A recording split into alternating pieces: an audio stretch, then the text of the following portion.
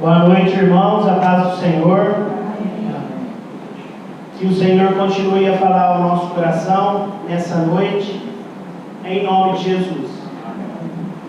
Vou fazer uma oração. Santo Deus, nós te agradecemos porque estamos na sua casa e esse é o melhor lugar para estarmos, Senhor. Em nome de Jesus, esvazia-me de mim mesmo, que eu me esconda atrás da cruz de Cristo e que o Senhor esteja falando através da minha vida, me usando para a honra e glória do seu nome, que eu me diminua, Senhor, e que o Senhor cresça nessa noite e que cada um de nós não venha sair da mesma forma que entramos. No nome de Jesus, amém.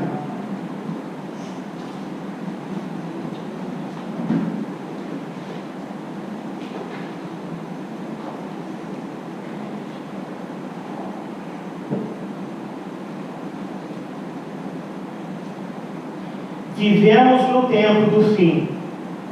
Os sinais dos tempos a cumprir-se rapidamente declaram que a vinda de Cristo está próxima, às portas. As forças do mal estão se arregimentando-se e consolidando-se. Elas estão se robustecendo para a última grande crise. Então, o nosso inimigo está buscando força para essa última batalha. Grandes mudanças estão prestes a operar-se no mundo e os acontecimentos finais serão rápidos. Então, os acontecimentos finais serão rápidos. O tema da ministração dessa noite é o seguinte: é tempo de buscar a presença de Deus. Nunca teve um momento em nossas vidas tão propício para essas palavras, porque agora, hoje, dia 30 de novembro de 2022, esse é o tempo, é chegado o tempo de buscar a presença de Deus. Faço uma pergunta para a igreja: como está a sua vida com Deus nesse tempo em que estamos vivendo? Olhe para dentro de você, faça uma análise. Como está a sua vida, a sua caminhada com Deus, ou o seu encontro com Deus? Ou se você ainda nem encontrou, como está? Outra pergunta: como está a sua comunhão com Deus? O que Deus tem te falado? O que Deus tem te pedido? Como estão as suas orações? Como estão a sua busca pela presença de Deus? O Senhor tem nos falado muitas coisas nesses últimos tempos. Eu anotei aqui, nas últimas ministrações que me chamou a atenção. Ter o mesmo espírito de Caleb. Caleb buscava pela presença de Deus. Caleb tinha a presença do Senhor através da sua fé. Ele expressou a vontade de Deus. Zaqueu, sobre a vida de Zaqueu. Zaqueu também teve um encontro com Jesus. E através daquele encontro, ele teve a presença do Senhor. O véu se rasgado sobre a oração. Teve um culto aqui de mais de 1 hora, o irmão falando sobre a oração. O véu está rasgado. Como andam as nossas orações? Sobre jejum e oração, movem o favor de Deus. Para a gente encontrar, achar essa presença de Deus, jejum e oração. Foi ministrado também sobre a armadura do Senhor, como nossa proteção. Convido os irmãos para abrir em Êxodo, capítulo 33. Depois da introdução, vamos ler a palavra no capítulo 33.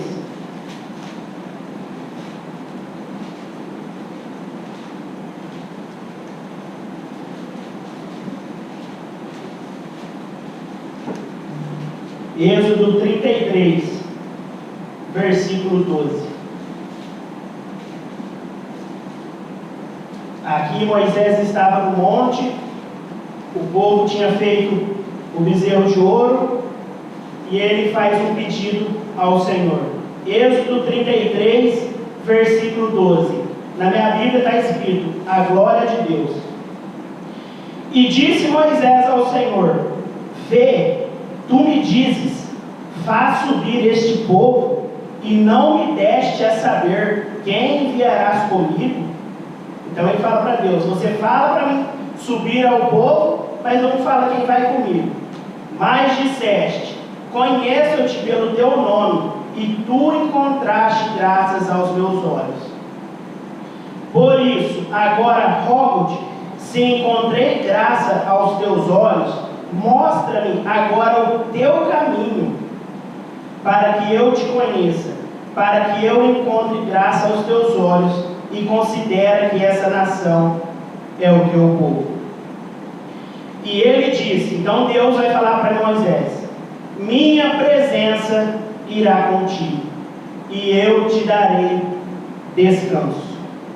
Deus falou para ele: a minha presença vai contigo, e eu te darei descanso. Essa palavra no hebraico, estar aliviado, descansar, se aquietar, estar seguro, calmo, habitar em paz.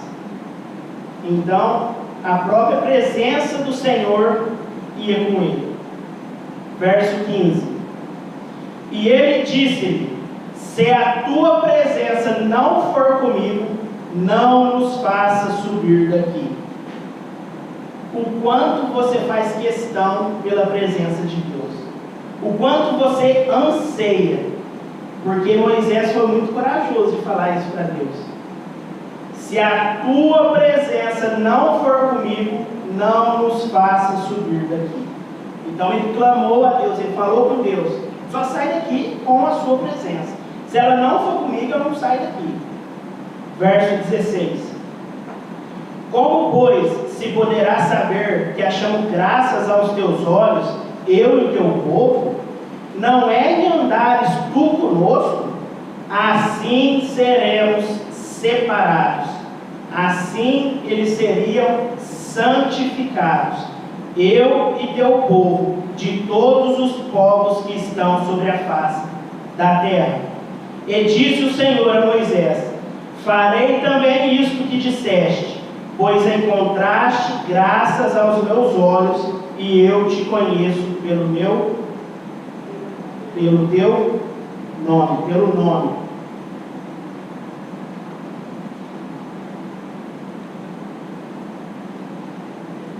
Essa palavra do versículo 15, se a tua presença não for comigo, ela é conhecida como Shekinah, a presença de Deus, a habitação de Deus, o lugar seguro de Deus. Eu trouxe outra explicação. A palavra Shekinah é usada para descrever a presença de Deus. Este termo não é bíblico. Se você procurar na sua Bíblia Shekinah, ela não tem. Foi colocado posteriormente ao tempo bíblico. É uma palavra hebraica, mas o hebraico falado após o tempo bíblico. Na Bíblia, o termo equivalente é kabod, que significa a glória, o resplendor que circunda a pessoa. É o resplendor, a glória que vai ao redor da pessoa. A presença do Senhor vai ao redor. Foi retirado do livro Doutrina do Santuário, do autor William Shea, página 11. Convido os irmãos para a gente caminhar no livro de Números. Números, capítulo 11.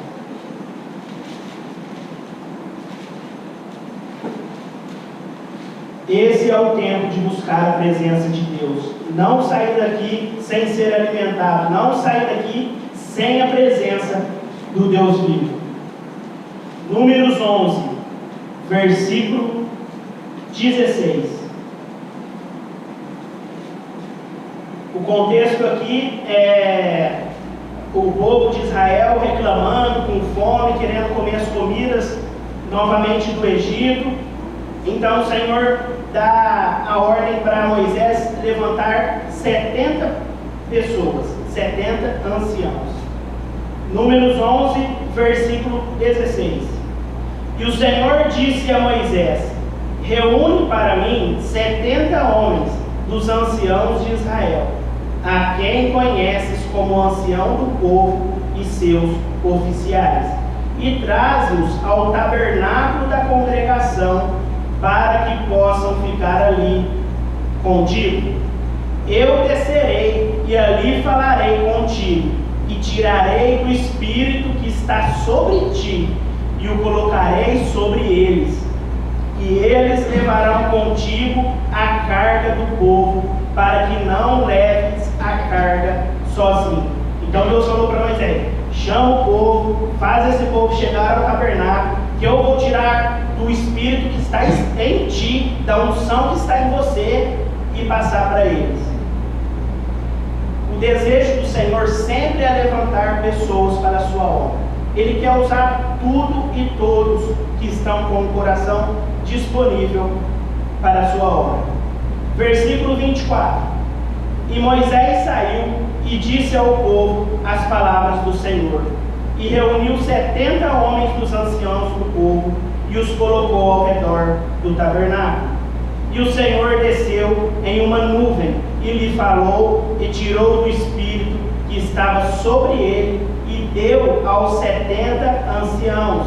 E sucedeu que, quando repousou sobre eles o espírito, eles profetizaram e não cessaram. Então, quando assim Deus fez, pegou o espírito sobre Moisés e passou para os 70 anciãos, eles começaram a profetizar. 26. Mas ficaram 2 dos homens no acampamento. Um deles se chamava Eudade e o outro Medade, e pousou-lhe sobre eles o espírito, e eles estavam entre os inscritos. Então ele fazia parte daquele povo, porém não foram ao tabernáculo. Nós vamos descobrir porque eles não foram. E eles profetizavam no acampamento. Então todo o povo foi, e ficou 2 lá no acampamento, e 27, continuando. E um jovem correu e contou a Moisés, dizendo: Eudade e Medade estão profetizando no acampamento. E Josué, filho de Num, servo de Moisés, um dos seus jovens, respondeu e disse: Moisés, meu senhor, proíbe que façam isso.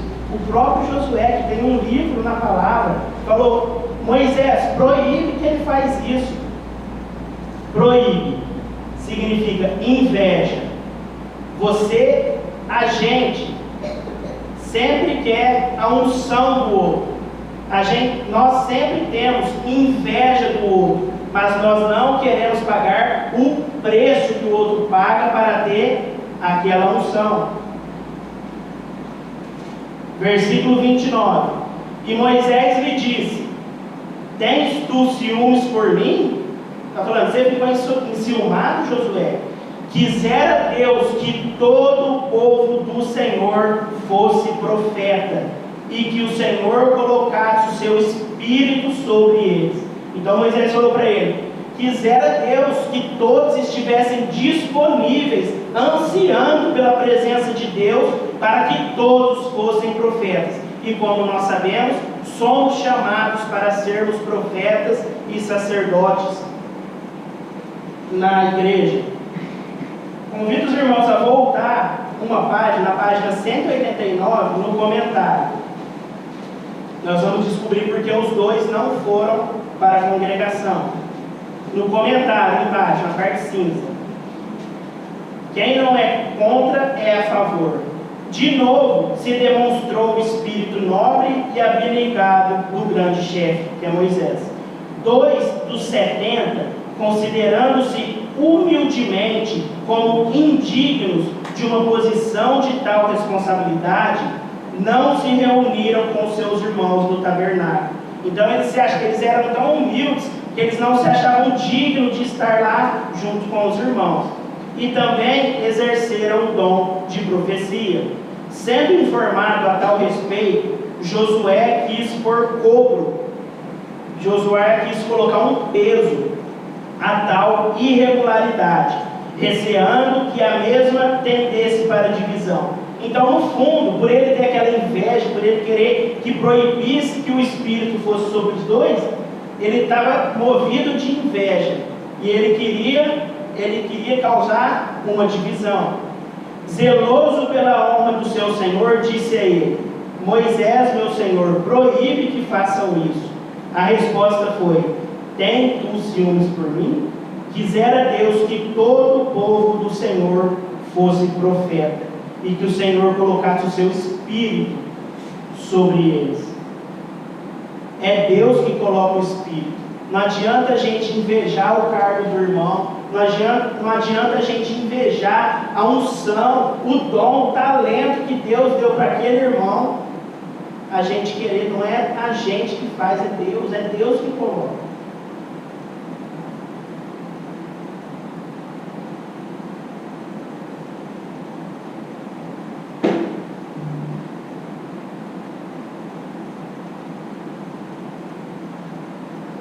Continuando o raciocínio.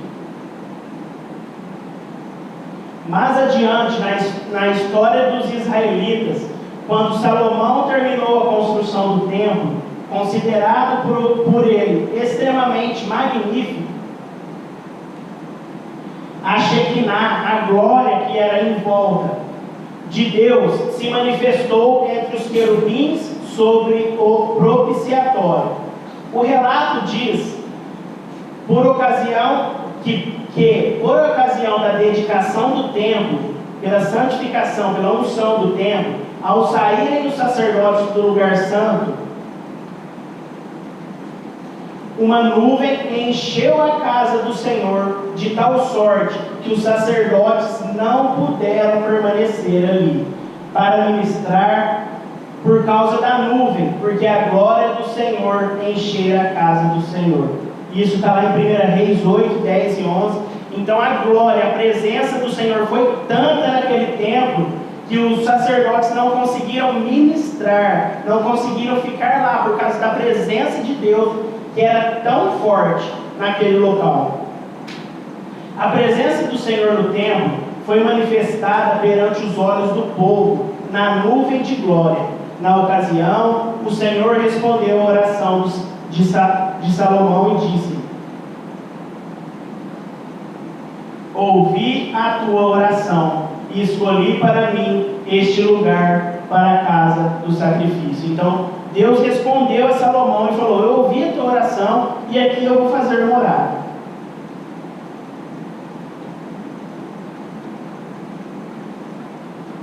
O povo pecou, entregando-se à idolatria, e consequentemente sua cidade, seu santuário ficaram em ruínas por 70 anos. Após o cativeiro, o templo foi reconstruído sobre a mão de Zorobabel. Embora o segundo templo fosse inferior em esplendor àquele construído por Salomão, o Senhor, através do seu profeta, declarou acerca dele: a glória desta última casa será maior do que a primeira, diz o Senhor dos Exércitos. Então a glória do segundo templo seria maior do que a primeira. Por quê? Qual é o motivo? Esta casa foi embelezada por Herodes, a segunda casa, o segundo templo, e nela o Salvador ensinou. Na casa anterior, uma nuvem de glória representava o Senhor, mas a segunda casa recebeu o próprio Salvador, o Criador de todas as coisas. Então, por Jesus estar ali, participar ali, ensinar, estar ali naquele tempo, o significado da vida de Jesus está ali, foi por isso que foi maior o segundo templo. Convido os irmãos a abrir o livro de Esdras.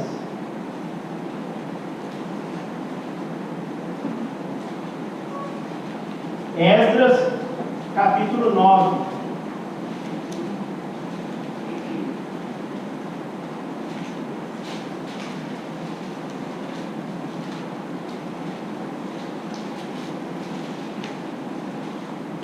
Esdras 9, verso 1.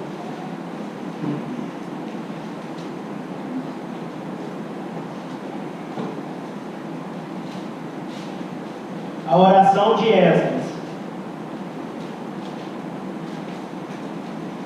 Ora, quando essas coisas estavam feitas, os príncipes vieram até mim dizendo: o povo de Israel e os sacerdotes e os levitas não se separaram das abominações dos povos das terras, a saber, dos cananeus, dos heteus, dos ferezeus, dos jebuseus, dos amonitas, dos moabitas, dos egípcios e dos amorreus, pois tomaram das suas filhas para si e para os seus filhos, de modo que a semente santa tem se misturado com os povos daquela terra.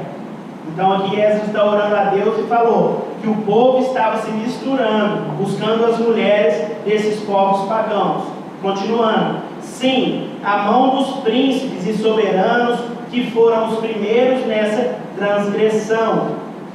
E quando eu ouvi esta coisa, rasguei as minhas vestes e o meu manto, e arranquei os cabelos da minha cabeça e da minha barba, e sentei atônito. Então, quando Esdras ficou sabendo disso, ele arrancou os cabelos da cabeça, os cabelos da barba, ficou atônito, assombrado, admirado, pasmo. 4. Então foram reunidos a mim, cada um que tremia diante das palavras do Deus de Israel, por causa da transgressão daqueles que haviam sido levados embora, e sentei-me atônito até o sacrifício da tarde. Então ainda tinha um remanescente com ele, porque ele reuniu aquele remanescente para orar, para interceder por esse povo. Sim, e diante do sacrifício da tarde, eu me levantei da minha tristeza, e tendo rasgado as minhas vestes e o meu manto, caí sobre os meus joelhos. Ele se ajoelhou e estendi as minhas mãos ao Senhor meu Deus e disse: ó Deus, estou envergonhado e confuso ao erguer o meu rosto a ti, meu Deus, porque as nossas iniquidades estão aumentadas sobre a nossa cabeça, e a nossa transgressão cresceu até os céus. O pecado do povo tinha aumentado muito. Verso 7. Desde os dias dos nossos pais, nós temos estado em uma grande transgressão até este dia. E por causa das nossas iniquidades, nós, os nossos reis, os nossos sacerdotes, fomos entregues na mão dos reis das terras, à espada, ao cativeiro e ao despojo e à confusão de rosto, como é neste dia. Aqui nesse verso, Esdras expressa preocupação pelo fato de Israel estar repetindo o mesmo padrão de pecado que levou o povo no cativeiro há menos de 100 anos. Fazia 100 anos que o povo tinha feito essas abominações e o templo havia sido destruído. Verso 8. E agora, por um breve momento, se manifestou a graça da parte do Senhor nosso Deus, para deixar com que um remanescente nosso escape, e para nos dar um prego. Um prego significa para nos dar firmeza, estabilidade, para nos manter no seu lugar santo, para que o nosso Deus possa alumiar os nossos olhos e nos dar um pouco de reavivamento à nossa servidão. Que a gente aprende com essa palavra, que diante de tudo, dos nossos pecados, diante de tudo, o que Deus tem revelado para cada um de nós, todos de nós sabemos os pecados que temos cometidos. A igreja é uma igreja pequena, nós sabemos o pecado do irmão, da irmã, eles sabem os nossos. Então, diante de tudo isso, o que Esdras fez? Se ajoelhou, se prostrou, pediu arrependimento, pediu para que Deus olhasse para eles novamente, e o Senhor prometeu um reavivamento. Verso 9. porque nós éramos servos. Todavia, nosso Deus não nos abandonou em nossa servidão. Mesmo você em pecado, Deus não te abandonou. Mesmo você em pecado, como o pastor disse, Deus tem te pegado no colo. Mas tem estendido misericórdia a nós. Quanta misericórdia, irmãos, o Senhor tem derramado sobre nossas vidas. À vista dos reis da Pérsia, para nos dar um reavivamento. O Senhor está nos falando que é um tempo de reavivamento. Se nós fizermos o que o Senhor tem nos pedido, que é buscar a sua presença, ansiar pela sua presença, o Senhor vai nos reavivar nesse tempo, para estabelecer a casa do nosso Deus e para reparar as suas desolações e para nos dar uma muralha em Judá e em Jerusalém. Agora, ó Deus nosso, o que diremos depois disto? Porque abandonamos os teus mandamentos. Temos abandonado os mandamentos do Senhor. 11. Os quais tu tens ordenado pelos teus servos. Foi o que eu citei, as últimas mensagens dos irmãos. Temos abandonado, não temos colocado em prática, o Senhor tem nos falado. 11. Os quais tu tens ordenado pelos teus servos, os profetas, dizendo: a terra a qual vós ides possuir é uma terra imunda e imunda, com a imundície dos povos das terras, com as suas abominações, que a enchem de uma extremidade a outra com a sua impureza. Versículo 13.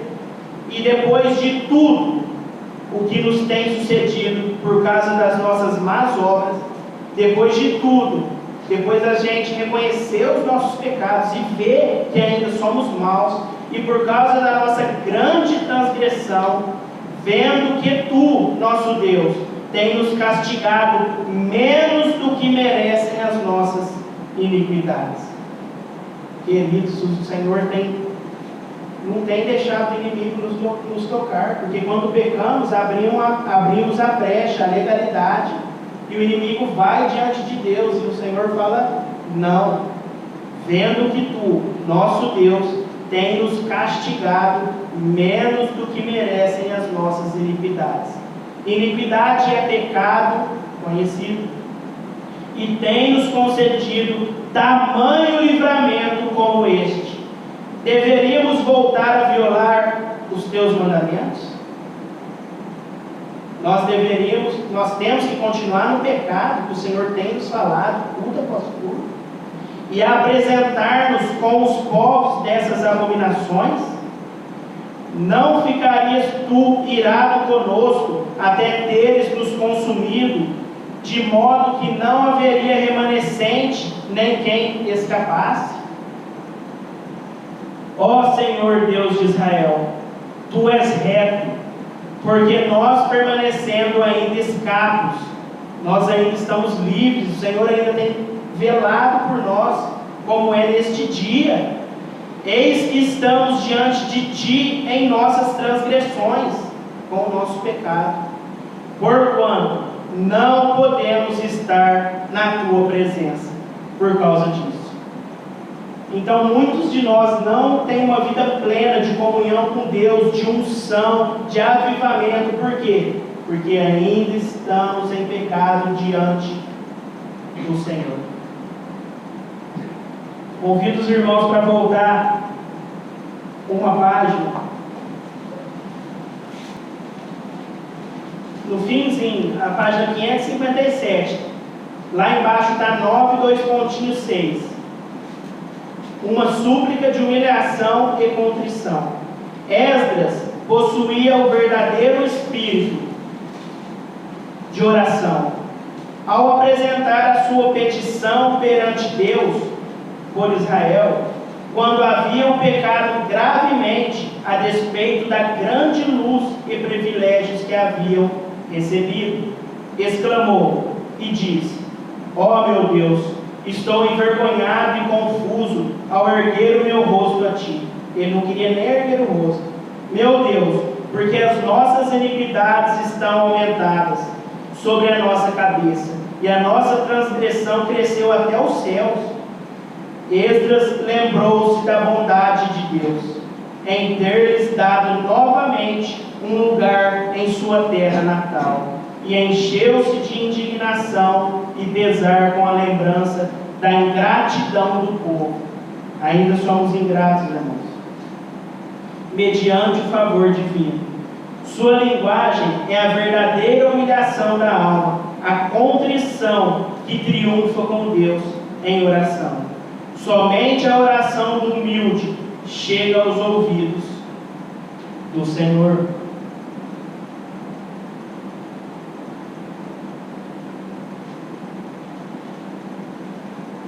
Convido os irmãos para abrir 1 Samuel, capítulo 9.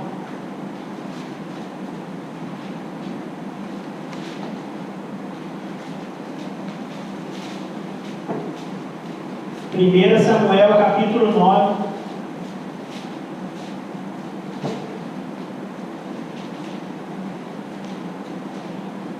Em 1 Samuel, capítulo 9, é quando Samuel vai ungir a Saul.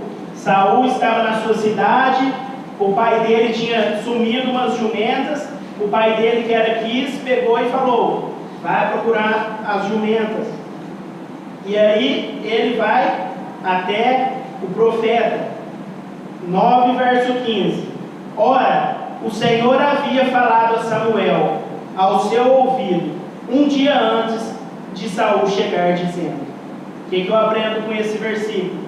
Que Deus sempre revela os seus propósitos aos seus servos, os profetas.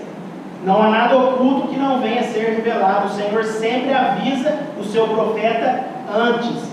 O Senhor havia falado a Samuel ao seu ouvido. Deus tem falado ao seu ouvido? Que voz você está escutando? É de Deus ou é do diabo? 16.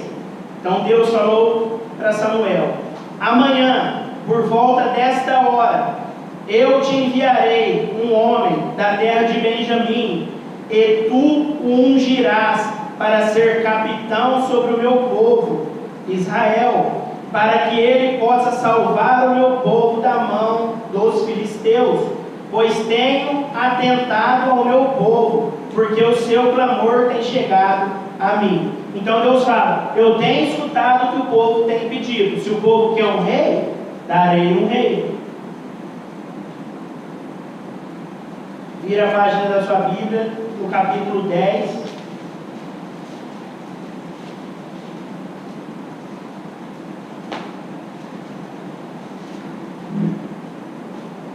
Versículo 1. Então Samuel pegou um frasco de azeite e o derramou sobre a sua cabeça, sobre a cabeça de Saul, e o beijou e disse: porventura o Senhor não te ungiu para ser capitão sobre a sua herança? Verso 5. Depois disso, depois que ele ungiu, tu virás ao outeiro. Outeiro significa a cidade de Gibeá, outeiro de Deus, onde está a guarnição dos filisteus. Então lá está a guarda, o exército dos filisteus. E sucederá que, quando chegares lá na cidade, encontrarás uma companhia de profetas descendo do lugar alto, com um saltério e um tamborim e uma flauta e uma harpa adiante deles, e eles profetizarão. Então o profeta falou para ele: então você vai subir lá, você vai ver um monte de profeta descendo com instrumentos. Verso 6. E o Espírito do Senhor virá sobre ti, e tu profetizarás com eles, e serás transformado em outro homem. Então, quando o Senhor derrama a sua presença, a sua unção sobre a vida de uma pessoa, nós não somos mais aqueles que éramos. Porque a palavra do Senhor está nos falando que Saul foi transformado, ele foi transformado, ele se tornou um outro homem. Verso 7: e será que quando esses sinais chegarem a ti, farás segundo o que te pedir a ocasião, pois Deus é contigo. Então ele estava ungido, Deus era com ele. E tu descerás adiante de mim até Gilgal, e eis que descerei até a ti, para oferecer ofertas queimadas, para sacrificar sacrifícios de ofertas pacíficas.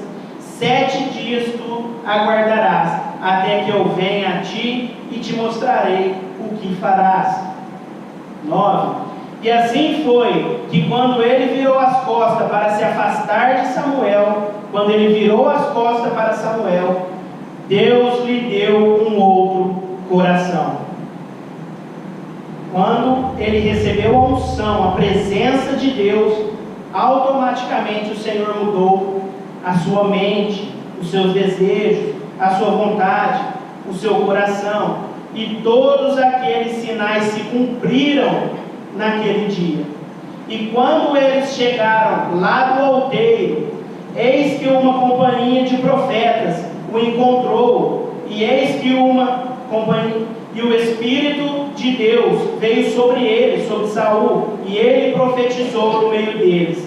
E sucedeu que quando todos os que conheciam anteriormente, aquelas pessoas que te conhecem anteriormente, eis que ele profetizava no meio dos profetas. Então as pessoas disseram umas às outras: o que é isso que sobreveio ao filho de Quis? Está Saul também entre os profetas? Então, quando a presença de Deus está sobre a nossa vida, ele nos muda. As pessoas nem acreditavam que ele estava no meio dos santos, no meio dos profetas.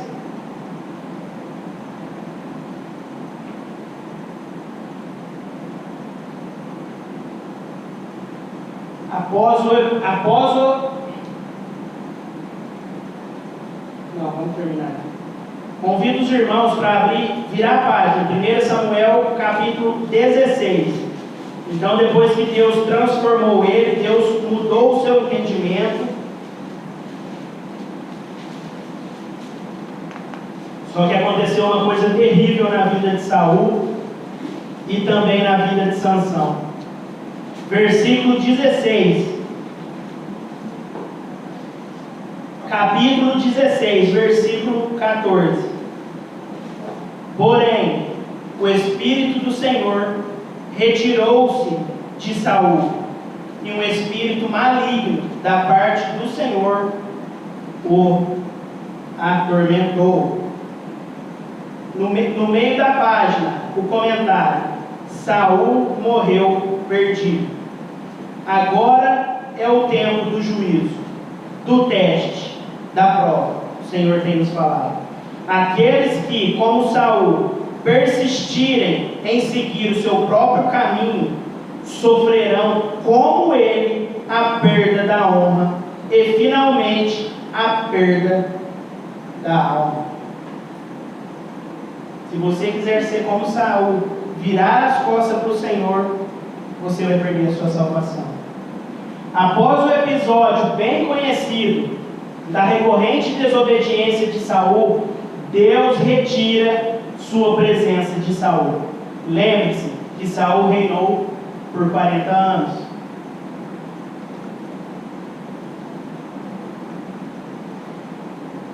Antes de dedilhar sua harpa para o rei, Davi é ungido por Samuel em sua casa. Note que não há necessidade por parte do profeta em anunciar uma mudança do coração de Davi. Ele não precisou falar: o seu coração foi mudado, porque o coração dele já era convertido. Ele já seguia os caminhos do Senhor. Lá quando ele olhava as ovelhas do pai dele, quando vinha um urso ele matava, quando vinha um leão ele tirava a ovelha da boca do leão. Ele já era um homem totalmente quebrantado, convertido. Ele tinha a presença do Senhor sobre a sua vida, ou qualquer coisa relacionada à presença de Deus na vida do jovem ruivo. Com tudo isso em mente, que em nenhum momento Saul se apresenta diante de Deus verdadeiramente arrependido e clamando pela presença novamente em sua vida. Então, em nenhum momento Saul vai lá e quer se reconciliar com o Senhor, quer voltar para os caminhos. Tem um motivo. Saul ganhou a presença. Ele ganhou por quê? Porque o povo pediu, o povo queria um rei, Deus foi lá e atendeu. Saul ganhou a presença, foi ungido, perdeu a presença e se contentou com isso. Davi tinha a presença, foi ungido, quando pecou, clamou para não perder a presença. Quando Davi escorrega, cai, ele clama para não perder a presença do Senhor. Salmo 51, está transcrito. Cria em mim um coração limpo, ó Deus, e renova um espírito correto dentro de mim. Não me expulses da tua presença, e não toma de mim o teu santo Espírito. Essa foi a oração de Davi. Para não perder a presença, a unção de Deus sobre a sua vida. O propósito de Saul sempre foi alcançar o trono. Ele sempre queria o trono. O propósito de Davi sempre foi alcançar o coração de Deus.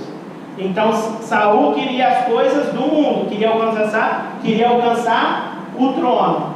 Davi não. Davi queria alcançar o coração de Deus. É tão interessante que quando Saul foi ungido, Saul foi até o profeta. Saul teve que ir até Samuel. Mas quando Davi foi ungido, o profeta vai até ele. Deus foi até ele, Deus o escolheu. A coroa estava na cabeça de Saul, ele era o rei. Mas a unção, a presença, estava na vida de Davi.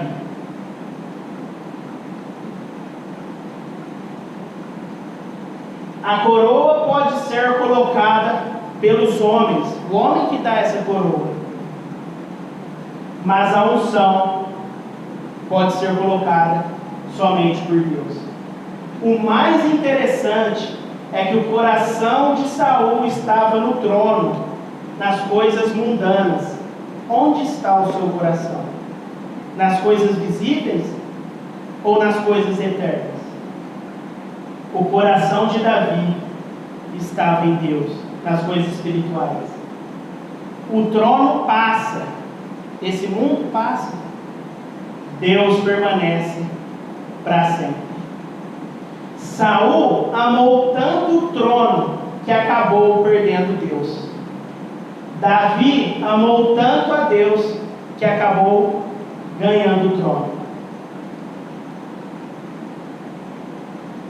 Para encerrar sobre a presença,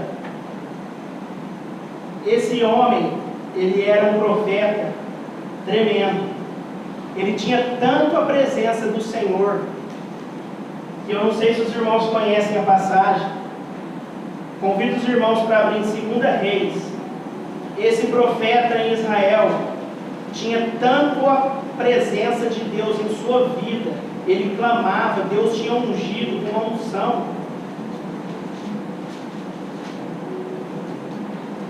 2 Reis, capítulo 13.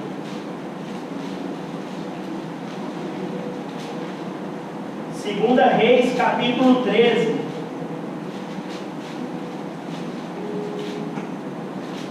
Esse profeta é Eliseu.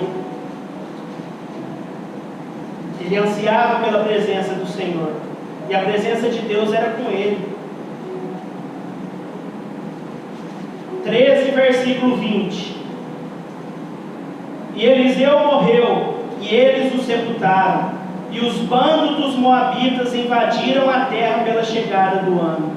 E sucedeu, enquanto eles estavam sepultando um homem, eis que espionaram um bando de homens. Então eles iam sepultar um homem, veio a guerra, veio uns homens sobre eles, e lançaram o homem no sepulcro de Eliseu. E quando o homem foi largado abaixo e tocou nos ossos de Eliseu, ele reviveu e levantou-se sobre os seus pés. A presença de Deus na vida de Eliseu era tão forte que foi o único profeta que depois de morto fez um milagre. Que Deus possa tocar no seu coração nessa noite, que você possa ansiar pela presença de Deus nesse tempo que estamos vivendo. O louvor que vamos cantar agora é louvor, a tua presença é o lugar onde eu quero habitar, é onde eu quero estar. Busque hoje essa santidade, busque essa presença com o Senhor. Amém? Deus abençoe.